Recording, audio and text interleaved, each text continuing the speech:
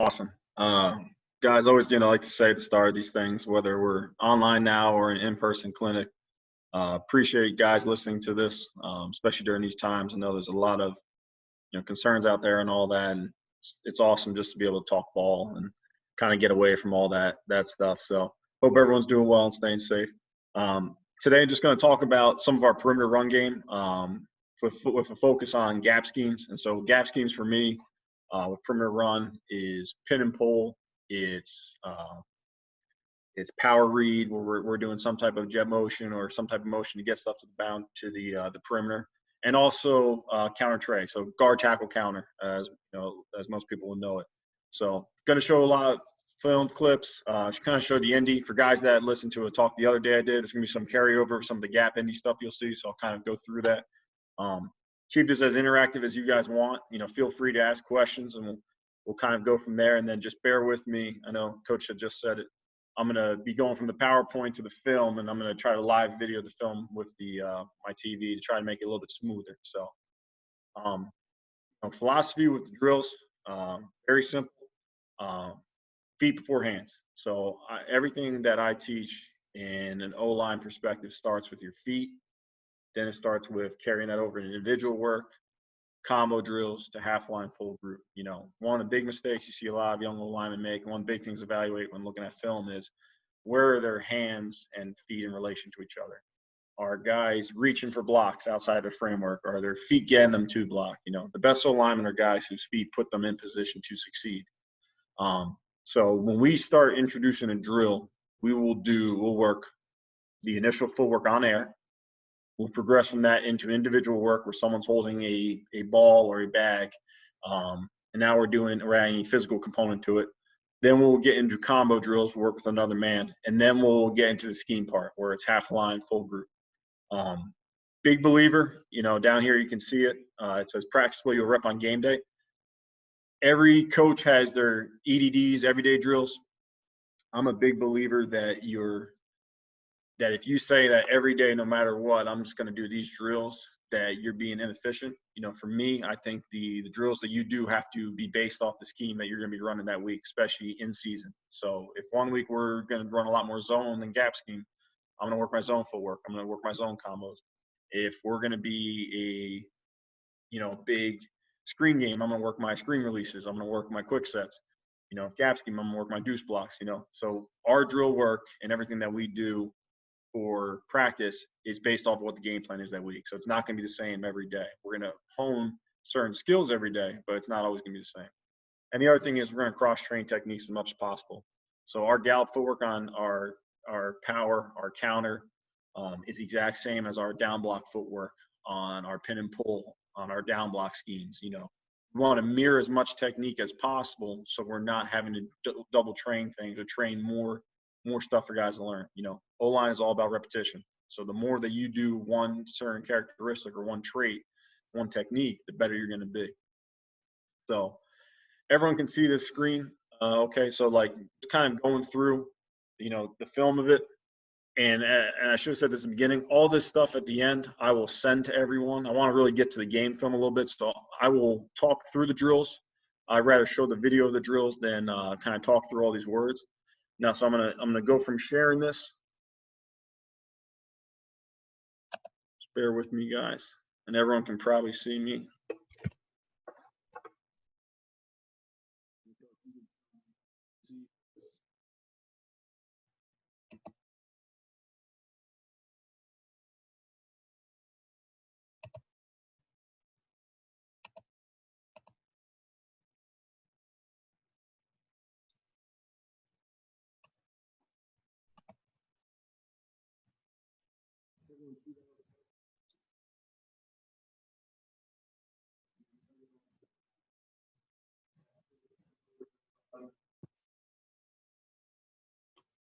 Let me know if you guys have any issues seeing this.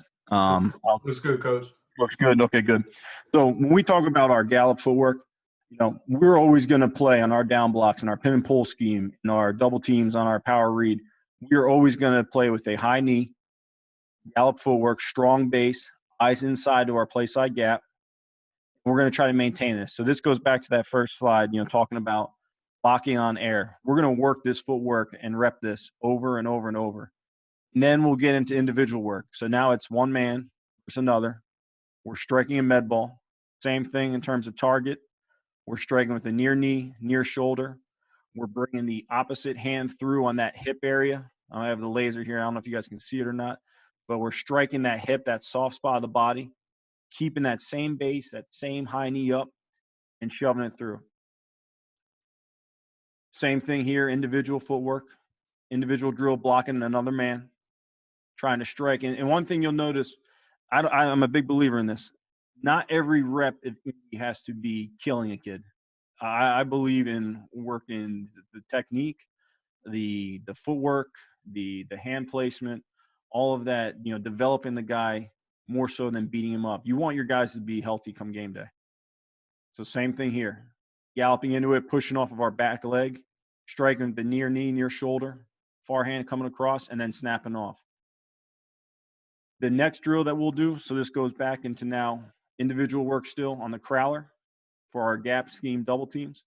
We're going to work our trigger lead steps. So all our trigger lead steps is we're going to take a quick brace step, and then our second step is our power step. In our gap double teams, we talk about having a lifter and a driver. These guys will be demonstrating guard footwork. So this will be the play side guard. I'm lifting up that 3 technique. I'm lifting up that defender for the tackle to come down and gallop into it. And then same thing. I'm getting into that high knee, you know, that high knee, near shoulder, keeping that same base all the way through the crowler footwork. When you look at these two guys, the clip of 64 is a really good clip. I'm going to slow motion it because he's sinking into the block, whereas you watch 73, he's raising his hips up right away. He's wasting a step. And then running our feet through it. Same thing here. When you watch 64, first step, really good. Second step, he's connecting that near knee, near shoulder. I teach the flipper technique. You can see it right there. I want to strike with as much surface area as possible. So when you see him strike here, you're seeing all of that elbow, all of that forearm, all the way up to the shoulder and that near pec making contact. That far hand is in there just to help lift it and then snap off. And then the last phase of the drill is going to be adding an extra guy, adding a defender. Now we're working the last phase of this. So we're working our trigger lead footwork, keeping the high knee, driving, rolling our hips, and then snapping off to a second level block. Okay, working pulls on power read, on power, on any of our stuff, even in our pin and pull stuff. You know, we want to talk about being square. We want to talk about gaining depth off the ball and then being patient. And then when we have our insert lane, we're going to violently insert vertically up the field. So the second we find an open hole, we're going to insert and get north. So when you watch 76 here,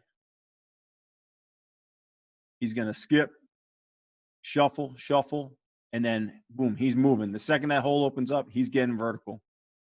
And guys, if I'm going too fast with this, just let me know. I want to make sure I don't run out of time and get into some of the game film stuff. Okay. We talk about our down blocks, and I talked about this the other day in another talk. One of the things we like to do, you know, this was our running backs coach, Coach Foreman last year, who's now at the University of Miami as defense GA, doing a heck of a job. We do a blocking circuit. So every week we will have 3 different stations. Some guys, you know, I can definitely send some guys some more stuff on it, and we'll work different techniques. So I'll have the receivers to start, you know, they'll have the O-line, and we're each having our own unique little station. We're working some type of blocks in space, down blocks, and it's all position specific, but just allows other coaches kind of learn the technique, know what we're all teaching. It's just a pretty cool thing that we do. We talk about down block, hand placement. We talk about that first step. Really, in this case here, I like to see Kyle's first step be more of a gallop step up into the line of scrimmage. First step is splitting the crotch. That near hand is striking that near pec. And that far hand is striking the soft area. And the soft area to me is the side of the rib cage up to the armpit, or if I miss, the shoulder where I can throw them inside. We like to use med balls just to take the hits off our guys' bodies. And then we'll always finish with the tear portion at the end. Same thing here when you watch 64. Good gallop steps. He's striking a little low with the right hand, but that's okay. Left hand's in a good spot. Carrying him late. You can see it right here. He's got right around that little armpit range, a little bit more into the pec, but he's hitting that soft spot and then controlling him. Okay, getting into the open pulls. Again, when we open pull, I tell my guys it's like mowing a lawnmower. I want to pull that open. I want to, and it's kind of funny. Some guys, you know, they have, you know, the rich guys that I coach, they probably have their own drive mowers. I want to rip my arm open, rip that hip open, and just run to contact. When I get to about a yard or so away, it's based on everyone's athletic ability. I want to start chopping my feet, like you can see here, 65, to really try to connect that near knee, near shoulder, and get back to being in a position of power. I don't want to strike when my base is narrow like this when he's open pulling. I want to get back to being in a powerful position, roll my hips through. You can see it here. Now, this is more of our pin and pull. So this would be an example. We're working our tight pull. So we have to pull right now. We're going one man over. We're striking a guy that is right near me. So he's pulling open right now. Guy's right there, near knee, near shoulder, rolling my hips through. And then this is just us doing it a wider distance to go. True counter, pulling and going. Same thing here, 76. We're just going to pull it open. Their hands are tight here. They're rolling tennis balls to work tight hands right now. It's a heck of a job by 76. He's just getting on his tracks. He's going right before contact. He starts chopping his feet, strikes, drops a tennis ball. The reason why I use the tennis balls is if the guys step on them afterwards, they're not going to roll their ankles. It's just going to flatten them right out. Now we start working half line stuff. So with our half line stuff, you can see right here, we'll always have a guy working a down block. We'll have a guy working an open pull. So same thing here with the guard. I'm working my high knee, striking with my near knee, near shoulder. My far hand is coming to strike the area. And then we're working an open pull with the other guy, working the same thing, striking near knee, near shoulder.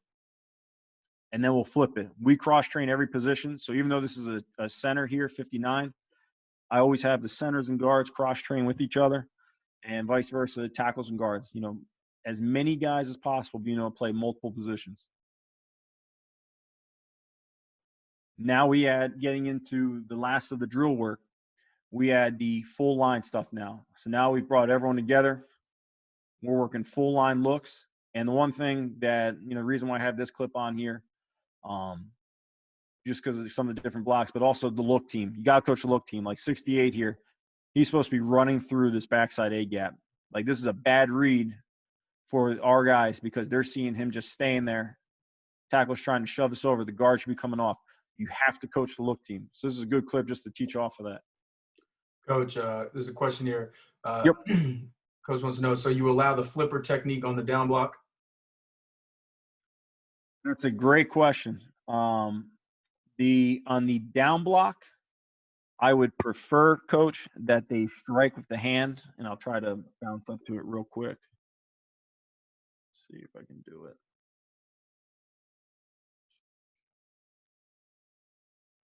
Let's see. Give me 1 second.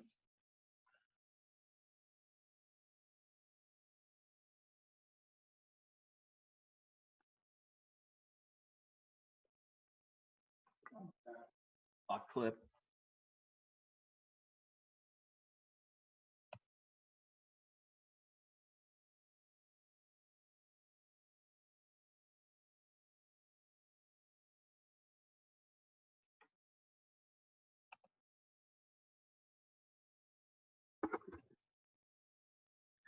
Okay, so Coach, talking about the down block here, I prefer that they strike with the hands on the down block. And to me, it's solely because when you look at him come here, if this guy were to spike across his face, that left hand is now a drag hand. He's able to catch that. And I think it just allows you to play longer, get initial contact. To me, the flipper is great for pulls. And it's great when I'm working a deuce block where I have a 3 technique on my outside shoulder. Anytime I have to block a guy going back down into the line, I want to strike with my hands. It's a great question, though. So But same thing here, the great thing about this is you're working all your technique. You're working your gallop here by the tackle, strike, the flipper, him coming down, shoving this to, working the trigger lead by the guard, working the back block by the center, working the hands, you're working the post hinge. And then we're just doing the pull again, not trying to kill him, just giving him a target to run through.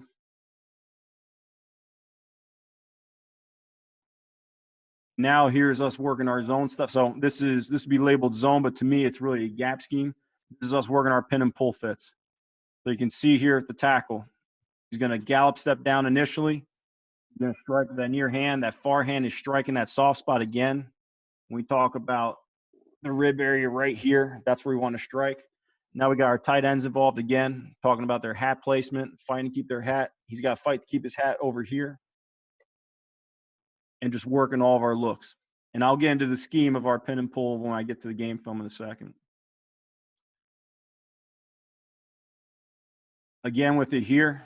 Now here's a good clip of what I don't like. So when you see that, again, when you got to talk about the look team, 76 should be spiking across his face right now. When you drop step like what Henry does here, the left tackle, and you take this big side, this is why I don't teach down blocks like this. If this guy's giving a real look, if this man spikes across right now, I truly believe if you're square, you're able to take that block vertical. If you turn right away and he rips across your face, to me, you have no power and no angle which you can redirect to get that. So when you look at this clip, I don't like what the left tackle's doing here. He's got to gallop step this down. He's loading his hands. We don't teach loaded hands. We teach our hands low, carrying them. And here's us just, again, working on the other side.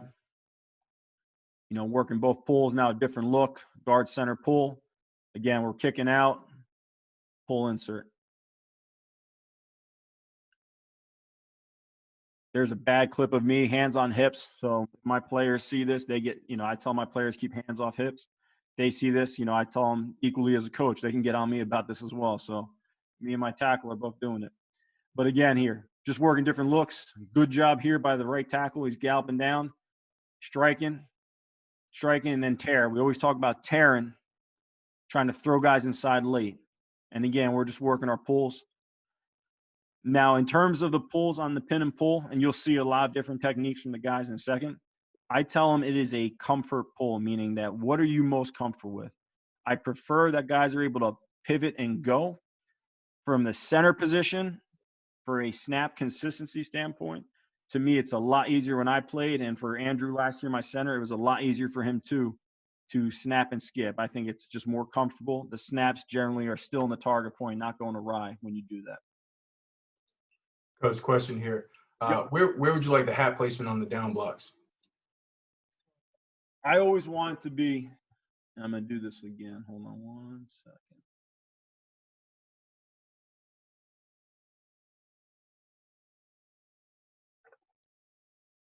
Off the slides a little, so I'm going to screen share this, and I'll answer that question.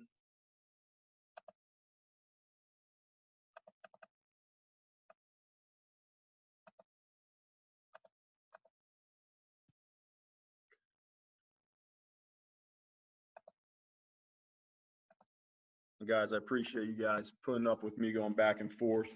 I just wanted to make sure you guys are able to see the video live and not be any lagging. So when we talk about the down block,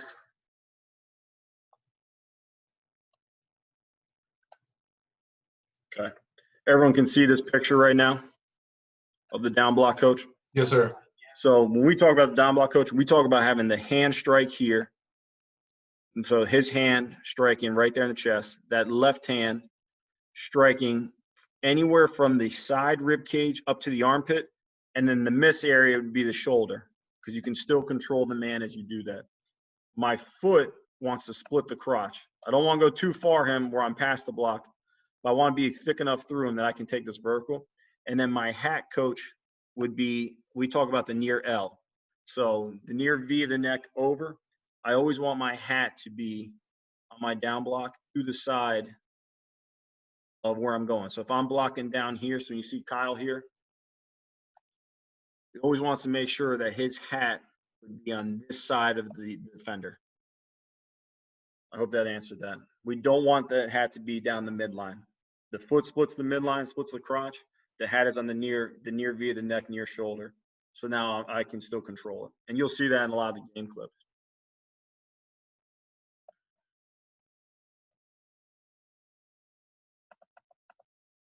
Okay. Any other questions, or am I good with that, Coach? You're good, Coach. Okay. Okay. Okay, guys. Why perimeter run game? Excuse me. Complements our inside zone game.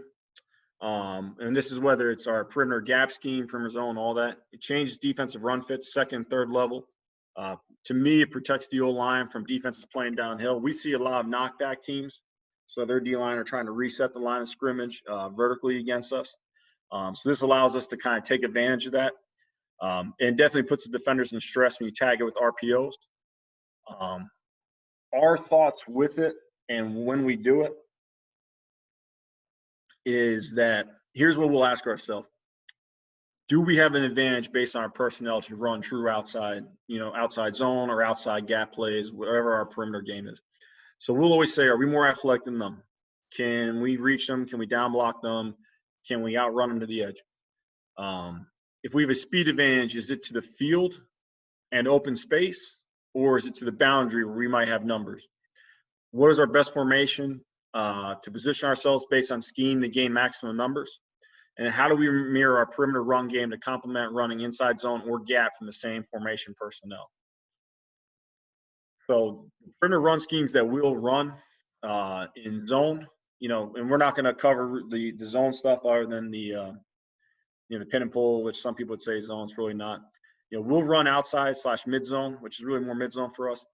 We'll have RPO tags off of it. We'll run sweeps. We'll do speed option as a short yardage play. In the gap scheme, we're going to run power read. We're going to have counter tray, which is just guard, tackle, pull, and then have stuff off of it. Shooting. And then we'll also do pin and pull. We'll have it full zone. We'll also have RPO tagged off of it. So pin and pull perimeter plays. My philosophy of pin and pull, it's an awesome way to run outside zone versus an opponent who is stronger than you are up front. So we're a big inside zone team. That's what we want to be. And one of the things when we took the job, we were a little bit smaller up front than a lot of FCS programs were initially, and from other places I've been at coaching FCS football. So we wanted to make sure that we weren't just trying to bang our head against a wall and run the same stuff over and over and over.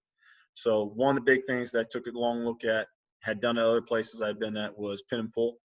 And the reason why I love it, you can leverage them with angle blocks. It changes up the box run fits completely. You can gain numbers to the field or boundary very easily based on your formation and based on defensive numbers. It's an awesome 11/12 personnel call. I do believe you can run out of 10, especially versus 3-down teams. But I think it's awesome 11/12 personnel call. You could run with an on-the-line tight end attached or the sniffer fullback. You just got to kind of work that a little bit. And I got a clip where we show that. It also manipulates third-level run fits. It puts the safety in a huge bind, puts corners in a bind. And probably my biggest thing that I love is it puts big bodies, O-line, on little bodies, perimeter players. Anytime you can have a pulling guard or pulling tackle on a corner, on a safety coming down, that to me is a huge win. So, again, getting back to the film, and then transitions back to my TV.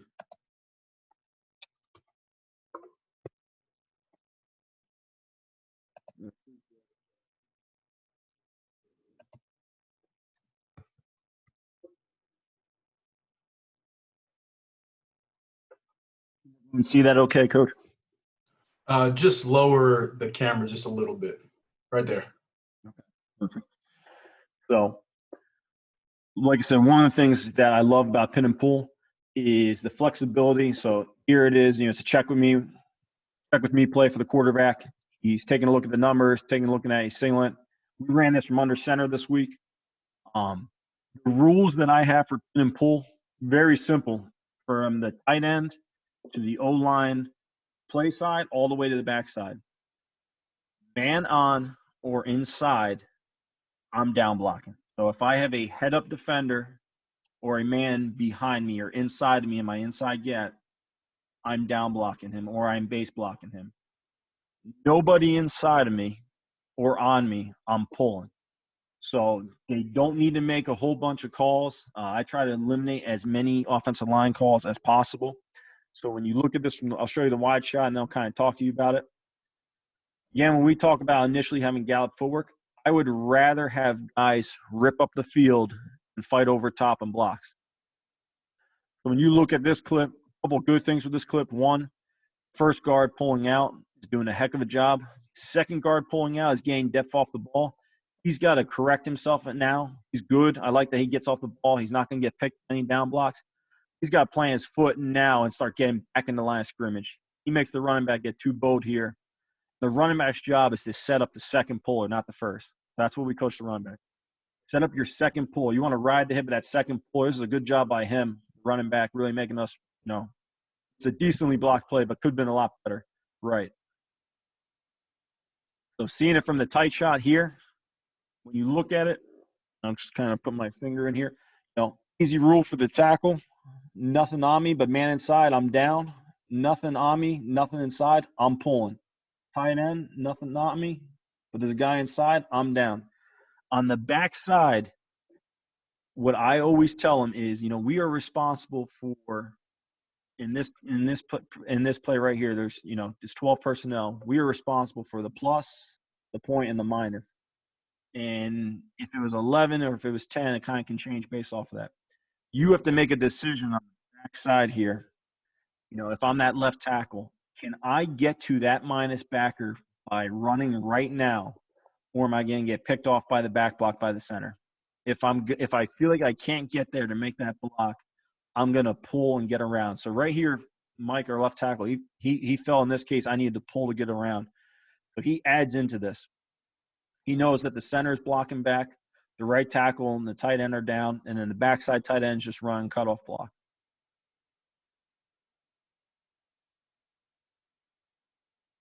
So you can see it here.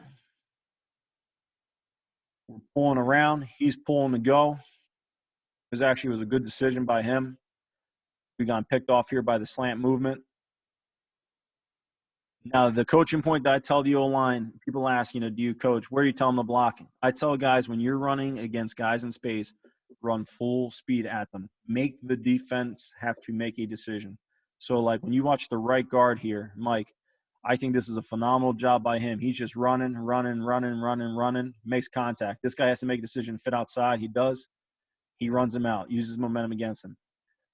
Kyle here, he's just got to get in his high horse, go a little faster. This is a hell of a job by him, too. He's pulling, sees it, goes and makes contact. Nice positive play. Again, when you look at this from the tight, now this is a little bit wider view, so I apologize for that. When you look at this play, easy rules. Man on, inside, down. Inside, down. I'm pulling. Center, the center backside communication, they have to talk to each other about how to do that. He's either gonna skip pull. In this case right here, he skip pulls because him and the guard communicated that because that's a G, the guard could reach and cut that. So the center gets out here. And the backside tackle is responsible for the minus linebacker. So he has to make a decision. So he decides, he says to himself, you know what, I can get there by running and doing this. And this is a hell of a play by this kid. The tackle's got to run through the far thigh and try to cut the far thigh. We talk about hitting the hip because you're going to miss and hit the knee. He cuts too early. I'm a firm believer in cut blocking as much as possible. I know at the high school level it's not realistic or allowed in a lot of areas. This is a great job by the pulling left guard. Great job by the pulling center, getting out, running into space. And it's really just a great play by these two guys to pop up and make the play. But still, 7-yard game. Here it is off of a sniffer position. So we motion the fullback. This takes a little bit of practice, and the really most effective way to do this is you really got to time it up. If you motion and then leave him there, you give the defense really time to adjust and kind of understand. The sooner you can do this off the snap like they do here, it's a good job of him. He gets set, ball snap. And the other coaching point that I tell the O-line is they've got to pull deeper. Like they have to know that they've got to get deeper around this. So really good job by a tackle to understand that. Really good job by the center. The far side guard and tackle, the minus linebacker goes behind them. the guard turns around here, I would tell him just keep looking for a third level defender. They're fast being this, so they're both determined that they can reach this guy up to the second level. They don't have to pull. It is all based on the kids having ownership, and they're not kids. The young men that I coach having ownership, and them being able to come to the sideline. They tell me, Coach, this is why I did it. Great, awesome. These guys are smart guys that I coach, and so they can make these decisions and put themselves in a situation where they can be successful. But this is a great job by the center cut blocking this linebacker. I would like to see the right tackle be a lot more physical and not catch this block as much. Deliver the blow, roll through this. And the receiver misses on the crack. He's got to make that would have been a bigger play. I'll slow motion this because it kind of gets cut off. The down block by the guard. So he needs to take a more lead step. Like you kind of saw that gallop step. He's plant stepping because he knows this guy's going to spike. If he would have gone more vertical through that with tighter hands, that's not a position to be in, he would not have gone squeezed out like this. But it's a good job by him just recovering. And like I said, at any point, if anybody has any questions or wants further clarification, feel free. Don't feel like you're interrupting at all. Make this as interactive as guys want. This is a really good look at the right guard, taking that lead gallop step, striking. Now he's just got to fight this pressure. And this is why I don't like to turn. Like, to me, if a guy turns the down block and a guy does this where he rips over top right away, you have no chance to recover. Here, at least, he's square. He's got his feet in his ground. He's able to try to turn this into a drive block. That's why I really like teaching it that way. So on the front side, tight end's down. Tackle knows he has nothing inside. He's pulling around. He misses this. He's got to pull tighter. This guy does a good job here. The center knows that he's got a shade, so the guard's down. And then backside, they determine that the guard and tackle can fast B. So fast B would be us cut blocking this. So he's saying, hey, get out of here now. I'm going to run and cut this. So it's a decent job by tackle. I'd like to see him still go off the 3-step count. 3 steps, run and cut.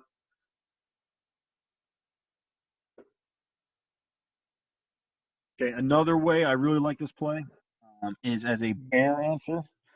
So when you talk about having, 5-down defense, I think it is an awesome way to just take advantage of that and give yourself an out. So when you look at it here, in this case here, the left guard pulls, the center just reaches and cuts this, and it's not a good job by him at all. He's got to run through this. He's just trying to cut him right now. The tackle's taking that lead step, strike. He's got to again take one more step on the down block. When you think about going back to that gallop footwork, he's got to take 2 steps into this before he does this. On the backside, they decide the guard and tackle that they could fast beat this and get to the minus backer. Now, what I would tell them is here, in that it's a bear front, A gap is probably going to be close. There's a high chance that knows you're going to play a gap, or he's going to, occupy the center enough. But that's not going to be an easy place to squeeze through. So, like a coaching point this offseason, like the guy to Finn here, the right guard would be just pull, make this easier on yourself. But he gets through. We get a cut block, not cleanest, but he gets there. Great job by the pulling guard, running through the contact and wiring this out. We got one man to miss. We got to be able to do that. We'll get there. Got a question here for you, Coach. Sure. It was in regards to the clip that had the sniffer in it. If you had that guard covered head up to inside, who was making the call to alert that the tackle and center would pull rather than those guards? Is there a call, or is that a specific game plan? No, that's a great question. Every one of these plays, regardless of the game plan. So I'm gonna go back to that clip. Just take me a second here, guys. So the communication right here, I won't give you the specific calls. If guys, calling all that, I'll gladly do that because I don't care. But they all communicate to each other. So it is assumed like that right now I have a man on inside. I'm gonna down block this. He will communicate this to the center though. So there is constant communication between these two. Just as there is a communication on the backside here by the left guard, he's telling the tackle, hey, you can fast B this. I'm going to go run through this linebacker right now. So the tackle knows I got to get there and cut this guy off. So in this case here, with the right guard here, coach, whoever asked that question, you're 100% right. He has communicated this to the center. Hey, I'm going to down block and take this.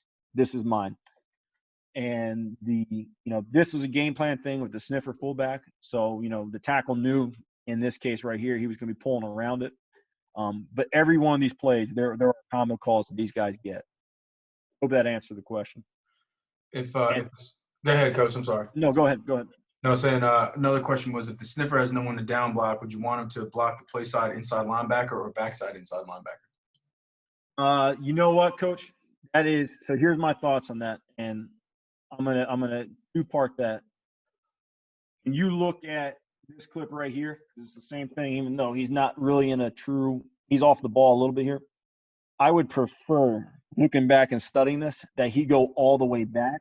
My reason, Coach, whoever asked that, is I think this is a longer and harder side of play, and the O-line should be able to pull and get there. So to answer your question, to go back to the clip a few ones ago, I would prefer all the way back or to a third level.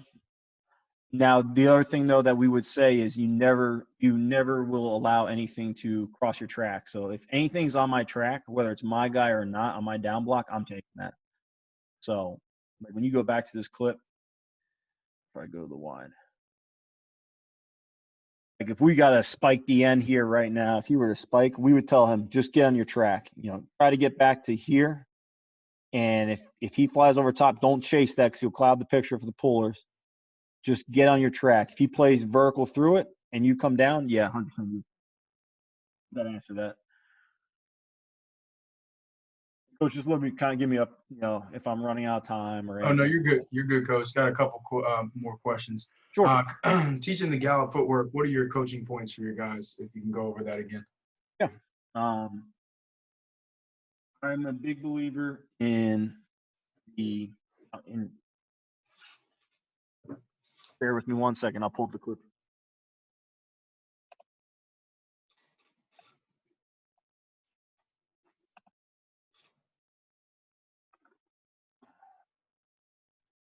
With the gallop footwork, I'm a big believer in you have to push off the back foot. All the momentum and force is being driven off that back foot. But it's very similar, like if you're teaching O-line post down the line. You want to make contact with the near knee, near shoulder, near forearm.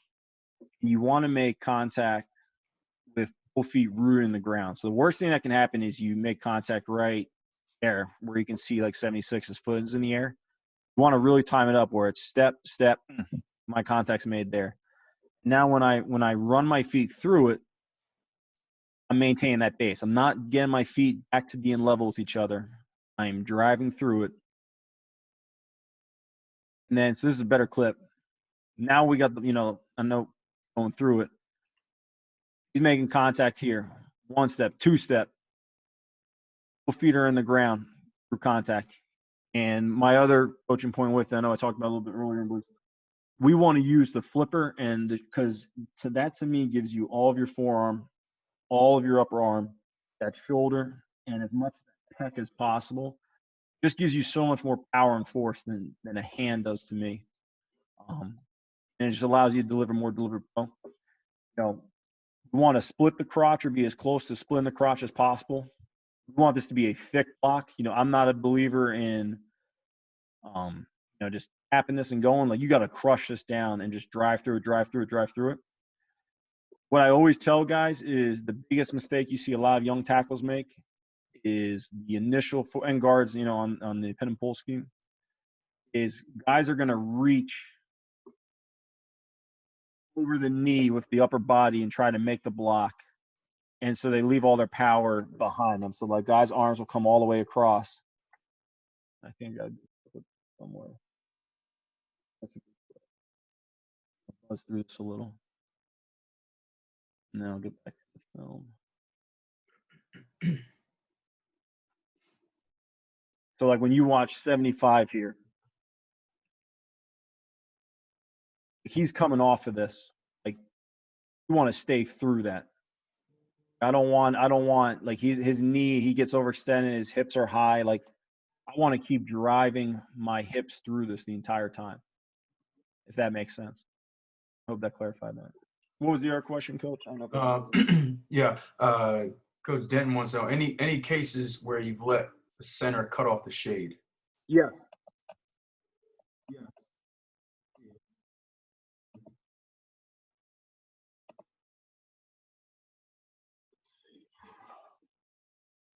Yeah. So Coach, to answer your question, yeah, I believe if you can do that, awesome.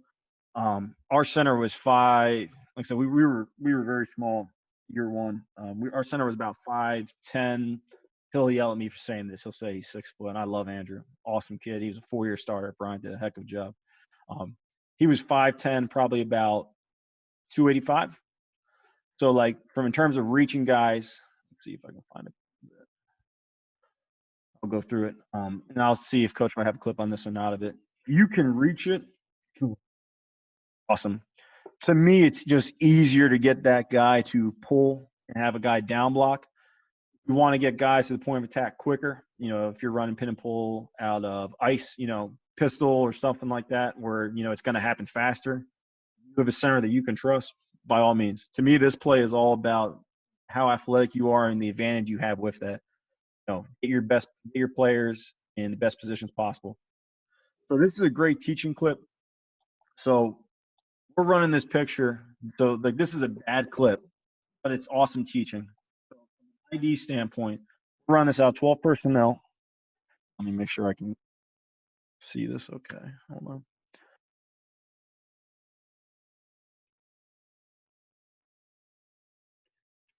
Everyone can see it? Okay, yeah, perfect.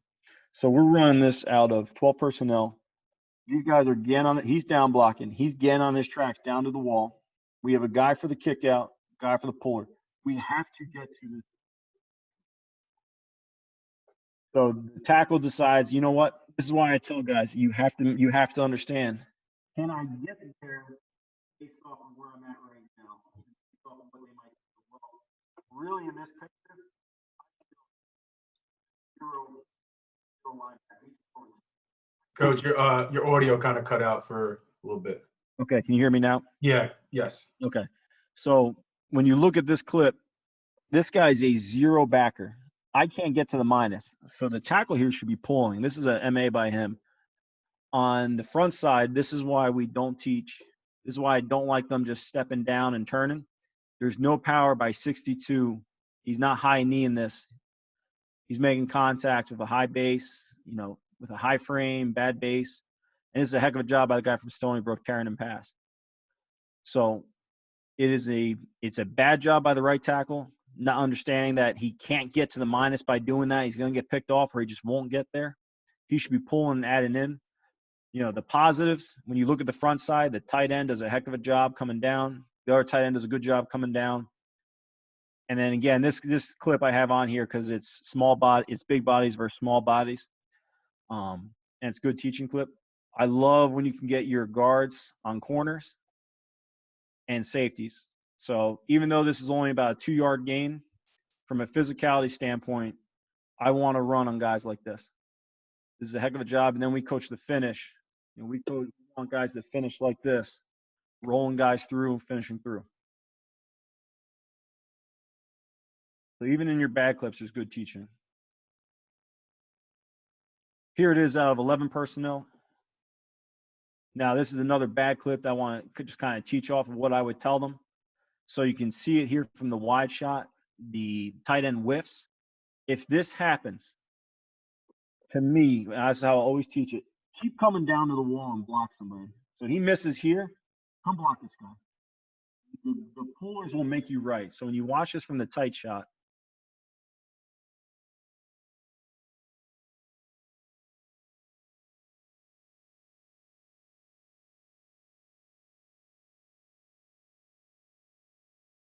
and again, I don't like what the left guard's doing.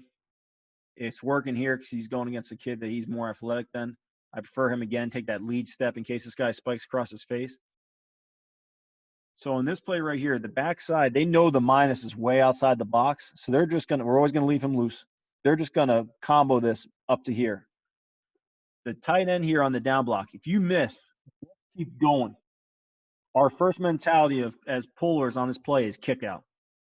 So left tackle goes and kicks out. It's a heck of a job by the freshman left tackle. The center is looking to make the tight end right. That's his first initial thought. He's saying, okay, I see this guy's looping out. I'm going to kick him out. Center does a good job just adjusting and coming back and chipping this. I don't want guys going back against this. So this is a good teach tape. And we're running on third level guy, got to make him miss. Excuse me. Again here, this is another good teach tape. The backside tackle, 62. We know on the backside he's responsible for the minus. You have to either get there or pull around if you feel like you can't get there. This is a clip where I would tell him from a departure angle, his initial path should take, and he should say, I got to beat this guy to the hash. Because this is a pretty well-blocked play other than that guy because he underruns this. Don't run to where he's at. Run to where he's going to be. Beat him to the hash and cut block him. So it's a 6-7 yard gain. It should have been a much bigger play running on a high safety. But again, when we talk about the down blocks, good job by the left tackle. I'd like to see him take more of a lead step again, but he's playing with his hands and long, kind of talking about it. Coach asked earlier, that near on the pack and that far hand on the shoulder, soft rib area, throwing him inside.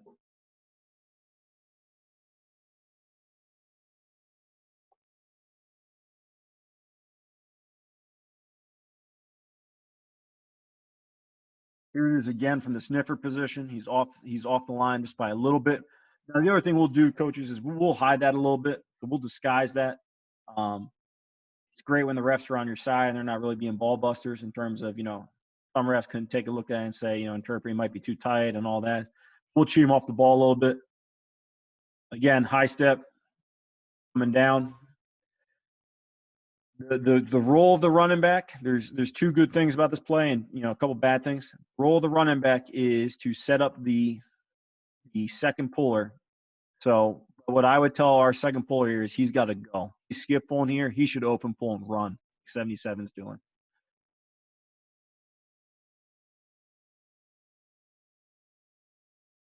Any questions on the pin and pull? Sorry, Coach. I was hoping to find a clip of the center reaching it, but I think we only had one of it last year. Who was asking? Very good. Any questions? Yeah, question just came in, Coach. Where do you train the second puller to put his eyes when you are running pin and pull to a two tight end surface versus a one tight end surface? Yeah, gotcha. Awesome. Let me go back to that clip. And this is going to seem like a pretty simple answer. How much time do I have left, just so I can make sure I get through these clips? You're good, Coach. You got some Okay. time. No rush. Good. Next one's at 6:30, so you got time. Awesome. People either get bored of me or enjoying it. Nah, yeah, you keep rolling, baby. Let's see. Hold on. One more clips back.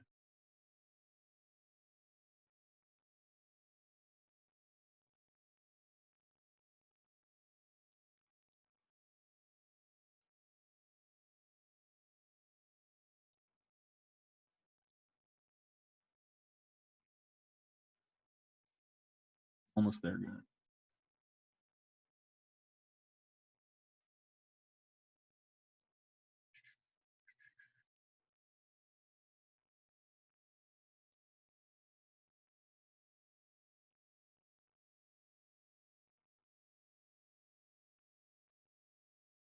Great thing about check with me, it just makes the film clips that much longer.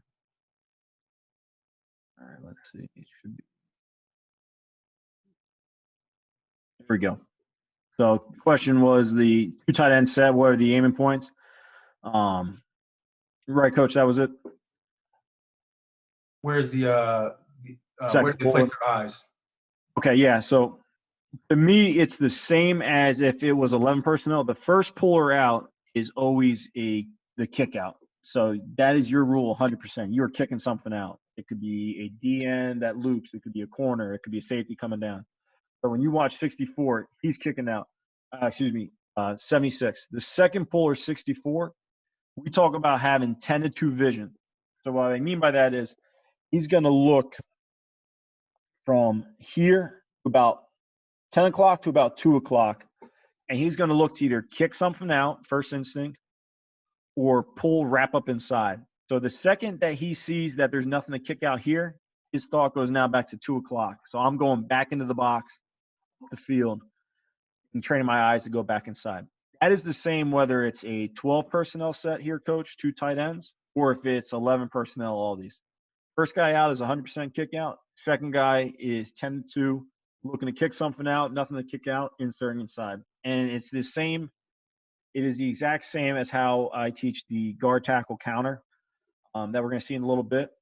Because if one were to come screaming right now and spill this, he would have to look through the tackle to see if he has to go around this. We don't want to get 2 guys picked inside, everything spilled to the boundary. We don't want that.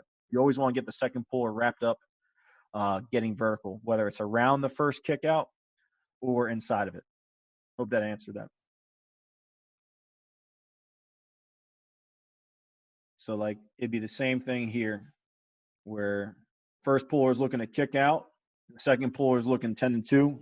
He's looking here, 10 o'clock to 2 o'clock, seeing where he's going to insert. In this case, pretty easy. The guard kicks this out. He knows he's going inside. Any other questions with that, Coach? Not right now, Coach. Okay. So back to, I know this.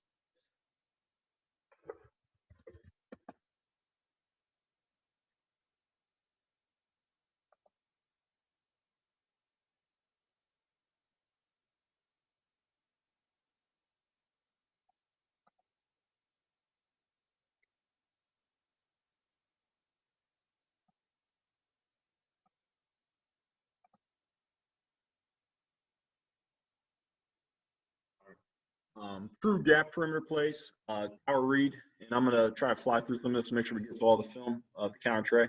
You know, why we run power read, out leverage the defense on the perimeter formation. And Coach, you can see this, right? Did I do it right? Yes, sir. Okay. It messes with the dive give rules of the defense, puts the M-man line scrimmage and the inside linebacker in conflict. And that relationship is so important with this play. How are they playing off each other?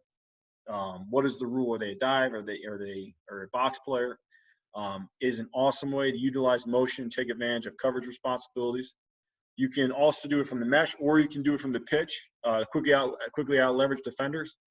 And it's still perimeter run game while being a physical gap scheme blocking. You punch them in the mouth mentality.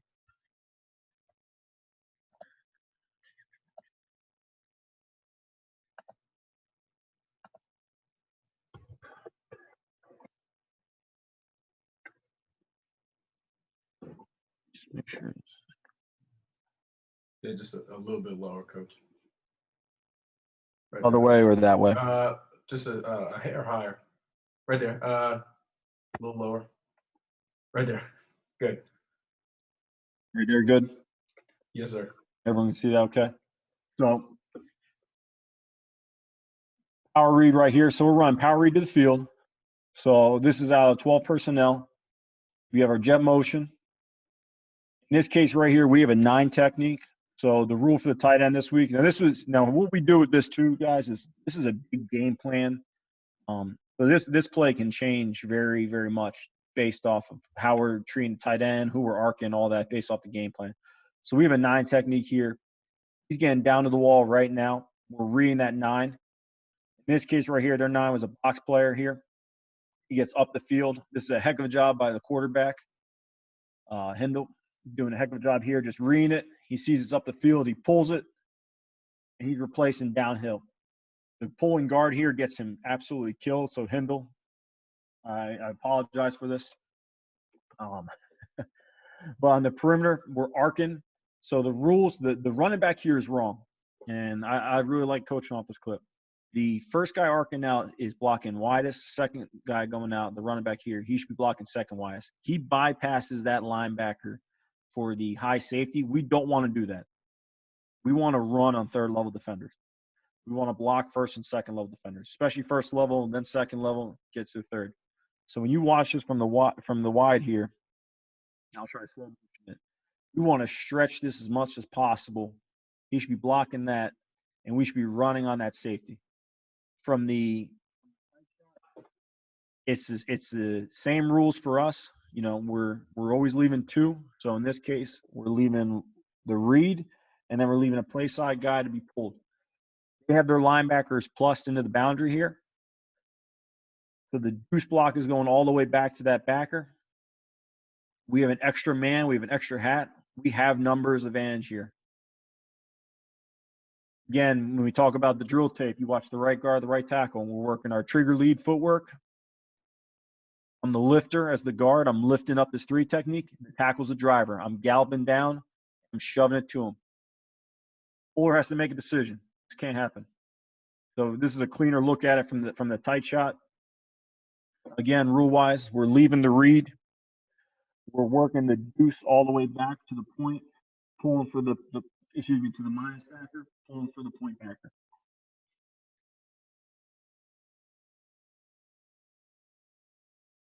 This is a good job by a tackle, striking it, shoving it, or taking it, continuing on his path. Again, to the second level. Skip pull, I like, again, going back to the drill tape. I'm getting off the ball. I'm scooting up the field. Great way to out leverage guys to the perimeter. Again, the guard owes the quarterback an apology here. Make a decision. Whoever you're pulling for, go get him. Doesn't matter which safety you get. We're up a man. Linebacker, he would go to normally, he's being down blocked. Find work and live with it. Here it is again. Now this is out of 10 personnel. An awesome 10 personnel play, again with the motion. Change of strength. Great job on the down block by the first stacked receiver. Pins it. It's a hell of a job by Hunter here. Second receiver does a great job. Now this is illegal.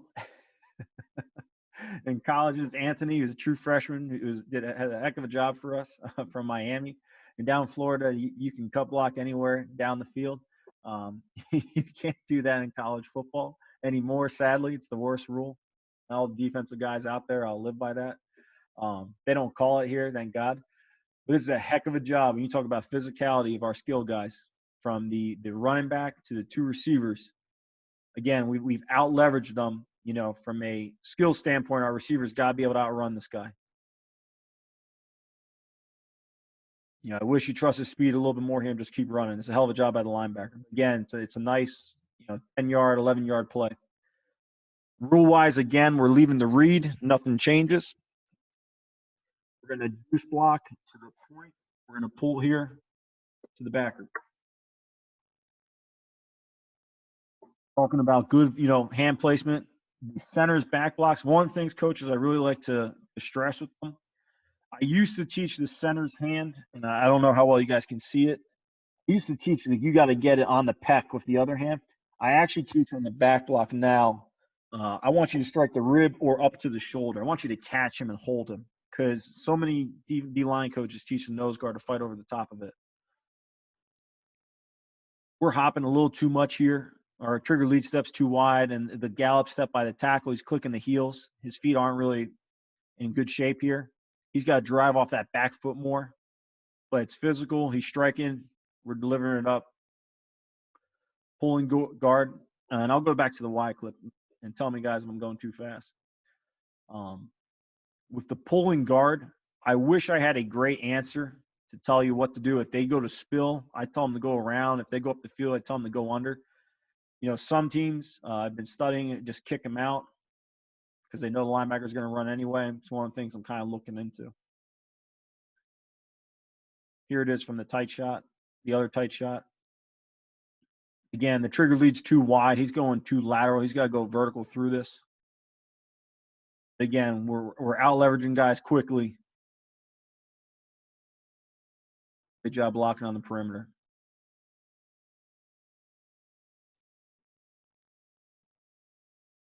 So we're actually wrong here.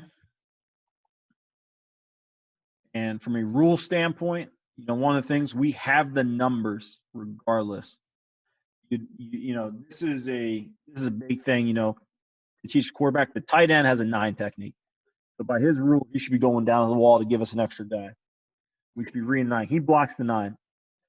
If the read is blocked, you got to live with the decision to either say give or the dive. What's the primary read? To me, it's the dive. So I almost like to see the quarterback just pull this and get north. We do have numbers regardless either way. A hell of a job again on the perimeter blocking by the running back, by both receivers. Dave Zarilla here at the bottom. Can't really see that number. From an O-line standpoint, again, this is a good job out of the left tackle. I like to see him be a little more physical with his hands, but his initial step is a gallop step. It's a lead step, strikes. Now he's trying to work to keep him inside. Nice tight skip pull. Pull around, find work.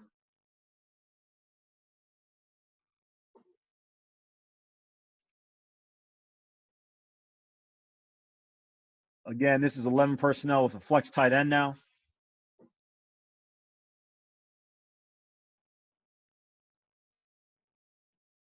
Again, you really got to coach up your perimeter blocking. You got to have that mentality, and our receivers, do a heck of a job here. So here it is into the boundary. They got the linebackers plus the field. Check to this. Tackle here, even though we have the numbers advantage, and he technically, the left tackle's man is all the way back here. This is him being a tough job explaining this. He can go right here, and we can gain the numbers. This guy's never going to make the play. He should just go right up now, even though we technically have the numbers to block it. But again, quick, easy ride and boundary. The D end is spilling here. The pulling guard. The guard's going to pull around him. Quick give. Positive yards.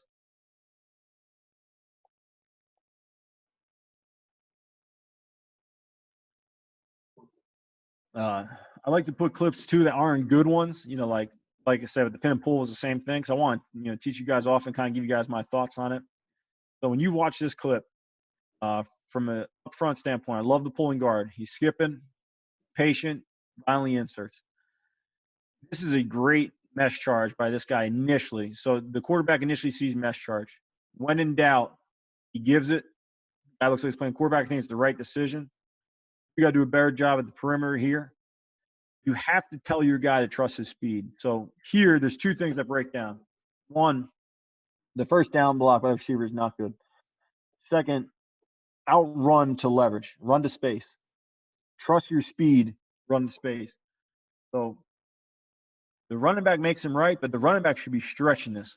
Run to the sideline and stretch this play. Trying to make the defense play the whole field. It's a good gallop by the right tackle. Comes down. It's up. We're up a man. The jet motion guy makes a good cut. We want this play to hit the perimeter. It's a heck of a job by a young freshman just making what could be a negative play better. Just finding a way to get north. This is a good look at the down block. I'd like to see the step of the guard be more, again, the lead step. I don't like this drop step in this. I love his hands. He's striking that left hand inside, and then that right hand.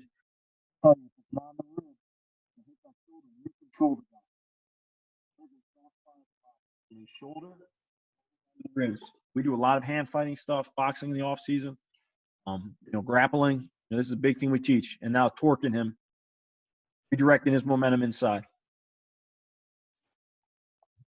Got a couple questions here, Coach. Power read versus a backside 4-eye. Would you pull the backside tackle and let the guard back block the 4-eye? That is an awesome question. I have not done that. What I've generally done with that is I've had the tackle cut the 4-eye so the center can ace block with the guard on the zero nose.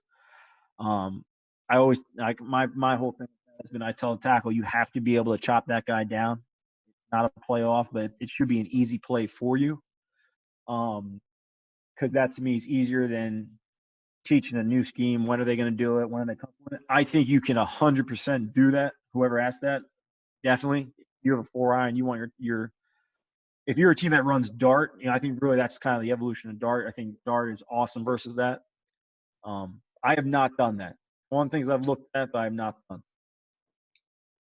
Have you ever taught your puller and your front side double team to block areas and not men on power read? Yes. So this is a I have a great example of that, and I hope I answer this question the way whoever asked that is kind of interpreted. So like this week right here, we knew that they're down. Their 1D tackle. He's a kid that's probably going to play in the league. Team we're playing here, Duquesne. So we told our tackle we have true freshman guard playing here at left guard. We told our tackle just take the gallop block all the way back, regardless if the guy is there in your area, great. If not, don't worry about the second level. And then the puller, even though the puller technically has a specific linebacker, we talk about whatever's in your area you're going to block. So we answer your question. We have set rules. Like when I look at this play, I'll go to the wide shot in a second. We're going to do this to him. We're going to pull for him. We'll never bypass anything. Anything that shows up in my gap on my tracks, I'm taking. Anything that I pull that shows up in my area, I'm taking. So I hope that answered that. And there's one more question here. Yep. What are some double team drills you use with the gallop technique if you don't have a Crowder sled? Okay. I will, for the trigger lead steps or the gallop footwork. Was that he asked about the gallop footwork? Yeah, Yeah. For double teams. Yeah. I can try to show that at the end. I think I have some of that film on here. What I would tell you though, Coach, is you can just use guys with med balls, work your trigger lead, strike, work your gallop down into it. If you don't have a med ball and you have a hand shield, the other thing is just getting guys doing it on air. The Crowler is great, but it's nothing that you can't simulate with a medicine ball or a guy holding a bag. The benefit of the Crowler to me has always been if you don't hit it right, it just comes right back down. Like that's why we use it. It makes you have to use good hands. It makes you have to activate your hips and stuff. But whoever that is at the end, I will send you all of our drills at the end of this. Just contact me, my contact info at the end of this presentation. I'll send you a bunch of clips of stuff that we do not on the Crowler to work double team drills. And Coach, you got about 5 minutes. Okay, cool. Yes, So I'm going to fly through this clip. This is the last power read clip we'll show. So this is an example. The guy we're down blocking, really, really good player. Dude, so we told tackle, just stay on and crush this thing down. The guard pulls. Awesome perimeter blocking here. Again, run this play. You need your skill guys to buy into this. This is a great skip, pull, and insert by the guard. And this is a phenomenal job by Daniel Attaboy, our running back here, just coming through and delivering the hammer. And put our athletes, this is Hunter Hill, our receiver, put our athletes in the best position to win against their guys. Again, third level guys. We talk about blocking first and second level guys. Daniel here blocks a linebacker. We run off the corner. We run off their nickel safety. We're running on a third level guy. Those guys don't want to tackle. Those guys are trained and they do a good job of interceptions and all that. Okay. And then let's see. Last clip I'll show just of this before I get to the counter tray. I got like 4 minutes. Quick pitch and toss is an awesome way to do this too. Again, especially into the boundary if you want to out leverage guys quickly. Something you got, Coach. Counter tray. I don't know how well you guys can see this, but I'll talk through it. I love this play, guard, tackle, pull. It changes the defense's run fits. To me, if you're better at the tackle position than your fullback in inserting, why not do this? And the other thing I think it does is it allows you to do so much more misdirection than true counter. You're not just having the tackle back block. So a couple quick clips of this. Again, rule-wise. So in this case right here, this is a quarterback keeper with it. It's the same rules up front. We're working to a point. We're pulling for the plus. First puller is a kick out guy. He gets spill here. He logs this. Second puller, he skip pulling this. The technique I tell the O-line is you do what is comfortable for you. So if I'm comfortable skip pulling as a left tackle, I'm going to skip pull. If I'm comfortable open pull, I'm going to open pull. Quick log, quick pull, hell of a job. Bad job on the down block. Go through some of these clips real quick. I love this play versus a 0 nose, 2-4 eyes, Okie team, 3 down. I think you can quickly out leverage them. Again, if you run counter to this, really just, the tackle is post hinging or cutting the 4 eye, the fullback's inserting.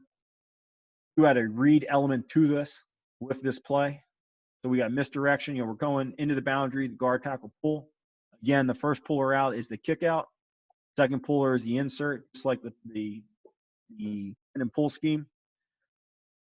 And the 2, he sees this as a kick out. He's playing his foot again up into the box. Again, we're arcing the fullback here, perimeter blocking. Positive play. This is a good look at from the tight. Again, the tackle skip pulling here. This is a hell of a job. The ace block here is not good by the left guard. He's got to go more into the line. He's just hitting the center here, and he's got to get to 38. Good job by the left tackle down blocking this. A couple more clips, and then I'll be out here, Coach. Another great play, I think, versus Bear. Back by the center and the guard. The tackle here, this is a clip of what I would tell you, your feet before hands. He's reaching for this, the right tackle. Gets lucky on this block. Left tackle skip pulls. First tackle out is the kick. The first guard out, is the kick out, the first puller. Second puller is wrapping inside. He sees it's a kick out. Nice tight wrap. It's a heck of a job.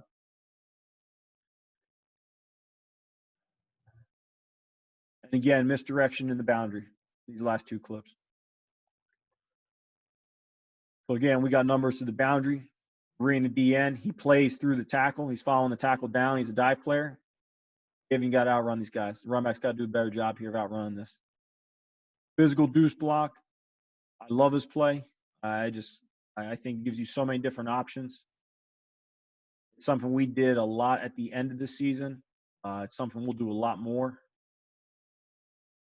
And it's something you can also do out 12 personnel. And this should be this and one more. Oops, I'm just kicking you off. So here it is out 12 personnel. Under center.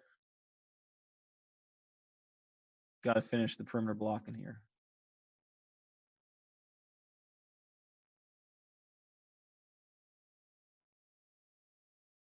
Again, we're deucing, we're kicking out. I think you can teach a tackle to open pull or skip pull. Another thing is it's not always going to be a clean read for the running back. You just got to be patient. The defense will misfit a lot. But this is a great example. This is the last clip. So we're going down gap scheme front side. Guard logs this. The tackle inserts. He's wrong here, but the running back is patient. Just makes defenses misfit. You got both guys kind of unsure, 17 and 6 of the defense, what's happening here. Guard logs this, tackle inserts, just chases this, and it's a huge play. And let me get my contact info here at the end. Guys, this is my contact info. And I don't know if there's any questions at the end here. I will send guys this presentation. Just give me, by tomorrow. If you email me, text me. My Twitter is at Coach Ciocci, and I don't know if there's any more questions I need to answer, Coach, from that. We'll get this one right here. What's the read for the quarterback on that GT? Okay. I don't know if I have enough time to go all the way back, but Coach, if the D end is, let me try to find. Basically, if the D end plays into the tackle, so if he's a dive player, it's a give. So in this case right here, we're giving this because this was just auto give. If the D end is up the field, quarterback's going to pull it, and he's going to keep it. So this play, now some of these plays are just auto. The quarterback is giving it regardless. Some of these formations and stuff that we're doing, but the ones that we're reading it, it's all based on the D end. It's no different than like a zone read and power read. If the D end's up the field, it's going to be a pull by the quarterback, and I'll go back to that one real quick if I have time.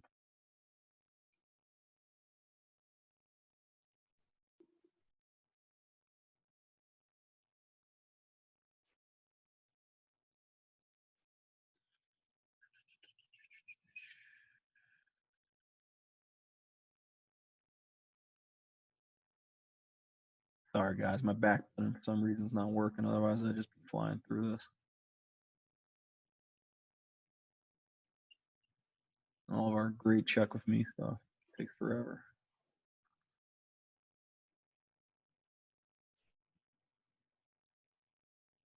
Yeah, just as I'm going back through this, Coach, he ends up the field.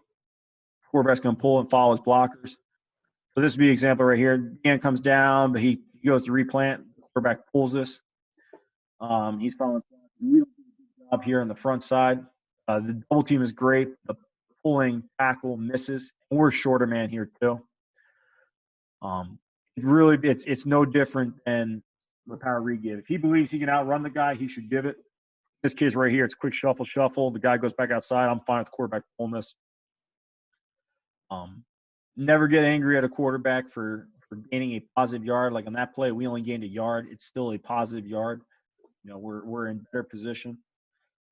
So this is a clip here. The guy shuffles down. The quarterback fell in the mesh that he could outrun him. So he gave this. If the guy were to come screaming down right now, it'd be an easy give. If the guy was up the field, the quarterback would pull this and follow it. So does that answer that? Yes, sir. Awesome. I appreciate it, Coach. I appreciate you spending the time with us, man, and giving us some great teaching film and all that stuff, man. It was awesome. Great Awesome. session for sure. And once again, guys, Coach, Coach shared his contact information. Reach out if you have any questions. You can go back even on my Twitter and go to the lineup and find him on his Twitter handle on there if you didn't grab it before. So, Coach, definitely appreciate your time, man. Awesome. Thank you, guys. Yes, sir.